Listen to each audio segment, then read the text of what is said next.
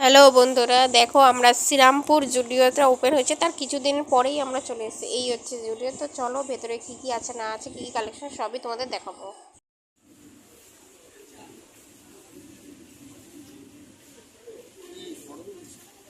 Video হচ্ছে video. আর আমার মেয়ে তো ঘুমিয়ে পড়েছে। মানে